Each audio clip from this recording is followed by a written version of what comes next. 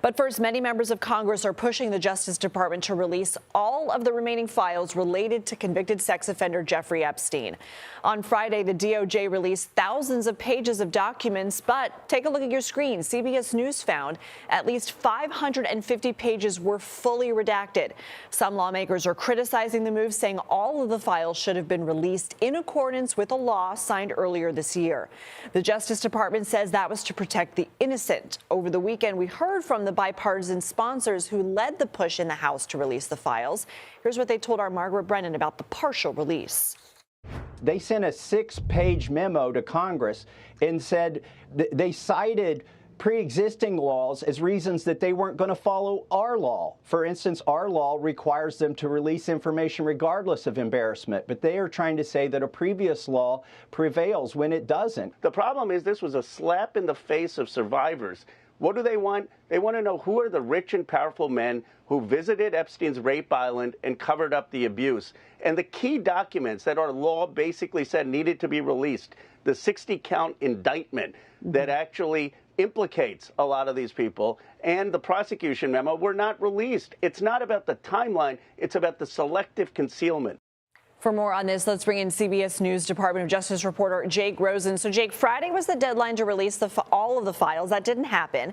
The administration said Friday it was to protect the victims, give them ample time to redact. But we heard from Deputy Attorney General Todd Blanche again Sunday about this. What did he say? Well, Lindsay, what was in what has been released is a lot of information connecting Jeffrey Epstein to powerful individuals. A lot of it is very vulgar and detailed testimony about victims, but through FBI agents testifying in front of grand juries and some reports that were given. Here's what Deputy Attorney General Todd Blanche said on another network about why the Department of Justice did not release all of these hundreds of thousands of files at once. Many of those internal communications talk about victims. Many of those internal back and forth between prosecutors and law enforcement talk about victims and their stories. And that has to be redacted. And by the way, everybody expects us to redact that. So the same complaints that we're hearing yesterday and even this morning from Democrats and from others screaming loudly from a hill about lack of production on Friday, imagine if we had released tons of information around victims. That would be the true crime. That would be the true wrong.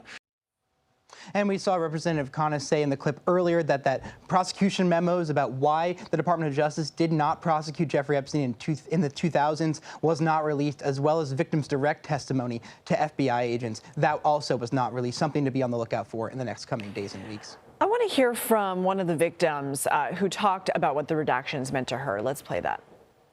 There's been a lot of effort and money and time put into redactions, not to protect victims, but to protect people in power. In addition to those redactions, CBS News found more than a dozen files released Friday were later taken off the DOJ's website. What happened there?